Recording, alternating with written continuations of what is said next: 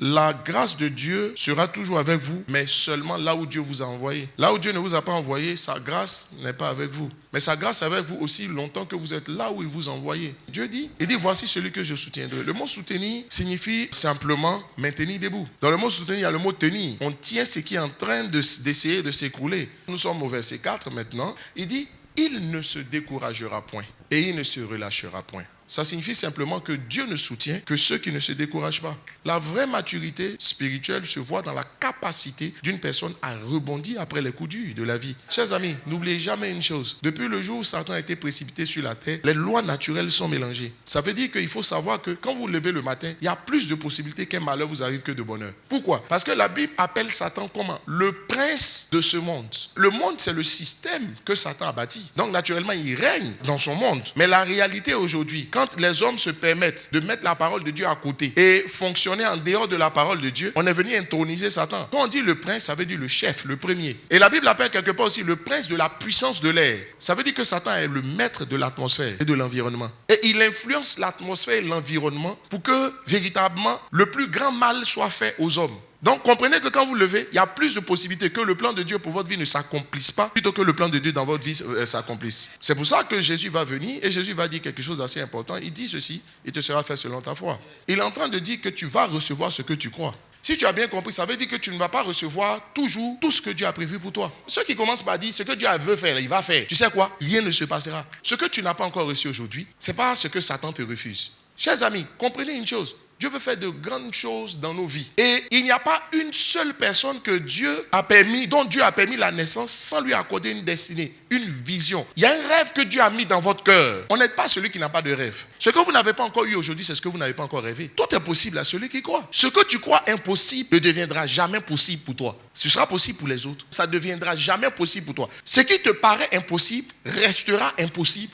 pour toi. Dans ton expérience, ça restera impossible. Ça ne veut pas dire que ce n'est pas possible. Si tu empruntes un chemin sur lequel tu ne rencontres pas le diable face à face, c'est que ce n'est pas le chemin de Dieu. C'est le chemin de Satan lui-même. Ça veut dire que dans tout ce que tu essaieras de faire, on essaiera de te jeter dans un puits. Tu vas rencontrer des lions qui vont vouloir te bouffer en chemin. Tu vas voir des eaux qui vont vouloir te submerger. Ce genre de choses, ça ne change pas. L'histoire est comme ça. Et donc, entre ce que Dieu a dit sur vous et ce qui va se passer, la qualité ou les qualités essentielles qu'il faut avoir, c'est être violent. Alors, en Matthieu chapitre 11, verset 12, il est dit ceci. Depuis le temps de Jean-Baptiste jusqu'à présent, mais le jusqu'à présent, on est toujours dedans. Jean-Baptiste, c'est quoi? C'est le trait d'union entre l'ancienne alliance et la nouvelle alliance. Mais s'il y a trait d'union, c'est qu'il y a union quelque part. Nous sommes dans la nouvelle alliance. Donc, le temps de Jean-Baptiste, c'est l'origine de notre repère. On dit le royaume des cieux est forcé. Suite du verset. Ce sont les violents qui s'en emparent. Violence signifie les gens déterminés. Violence signifie ceux qui n'abandonnent pas. Violence signifie ceux qui se battent. Violence signifie ceux qui croient jusqu'au bout. Violence signifie ceux qui espèrent contre toute espérance. Violence signifie tout est possible à celui qui croit. Regardez ce qu'il dit. On dit il ne se décourage point jusqu'à ce qu'il ait établi la justice sur la terre et que les îles espèrent en son. Jusqu'à ce qu'il ait établi. Ça veut dire quoi? Il est conduit par son rêve. Il n'est pas conduit par les circonstances. Il n'est pas conduit par les injures. Il ne fait pas attention aux injures. Il ne fait pas attention aux frustrations. Je ne suis pas en train de dire la fin justifie les moyens, mais tant que tu atteins ton objectif, en fait, la souffrance que tu as dû endurer, les frustrations, les coups bas que tu as dû endurer pour atteindre ton objectif, on ne parle pas de ça, on ne pense pas à ça. La seule chose qu'on retient, est-ce que tu es arrivé ou est-ce que tu n'es pas arrivé? C'est ça qui compte. Si ça a été difficile, ça a été facile. De toute façon, nous tous on y est. Qu'est-ce que l'apôtre Paul dit? Laissons en arrière les choses du passé, verset 13. Père, je ne pense pas l'avoir saisi, mais je fais une chose.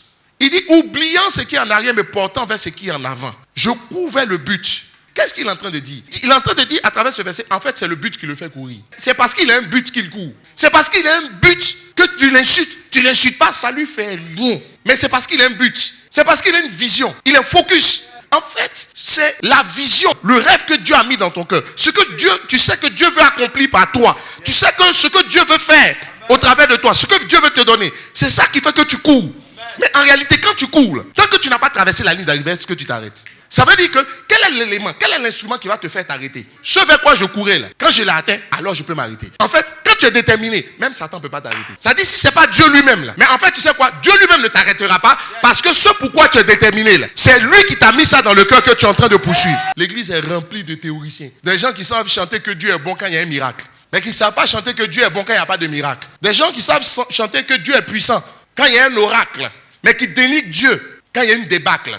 Mais ce que vous oubliez, c'est que ce sont ceux qui croient malgré les déboires, qui finissent par voir la gloire de Dieu. En fait, échouer, ce n'est pas ne pas atteindre son objectif. C'est le fait d'abandonner. C'est ça qui est l'échec. Amen. Et la Bible dit, Satan vient, il sort les arguments. Et à un moment donné, comme Jésus n'est pas rentré là-dedans, après on dit, il s'éloigna de lui. Ça veut dire qu'il est venu vers toi dans l'objectif de s'éloigner. C'est lui qui est un perdant. Donc dans sa tête, il est déjà programmé à ce que ça ne marche pas. Non, écoutez, nous sommes déjà des vainqueurs. Tu sais pourquoi? La Bible dit, j'ai été crucifié avec Christ. Et si tu considères que Jésus est un victorieux, tu appartiens au camp des vainqueurs. Satan, lui, sait qu'il appartient au camp des perdants. Il le sait. Mais c'est un menteur. Un menteur, c'est qui? C'est quelqu'un qui prend le mensonge pour en faire la vérité, qui prend la vérité pour en faire un mensonge. Il va te dire, si tu n'as pas atteint l'objectif, c'est que tu es un perdant.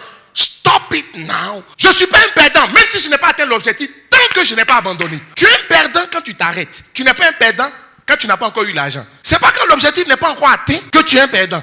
Non. Élie a dû prier 6 fois. C'est la 7e fois que ça a marché. Je vais te poser une question. Est-ce que c'est parce qu'il a prié 6 fois sans que ça ne marche qu'il était devenu perdant? Mais pourquoi est-ce qu'il a fini par pleuvoir? Mais parce qu'Élie n'a pas cessé de croire et il n'a pas cessé de prier. Il dit, voici ce que je soutiens, Ésaïe 42, verset 4. Ceux qui ne se découragent même pas, point.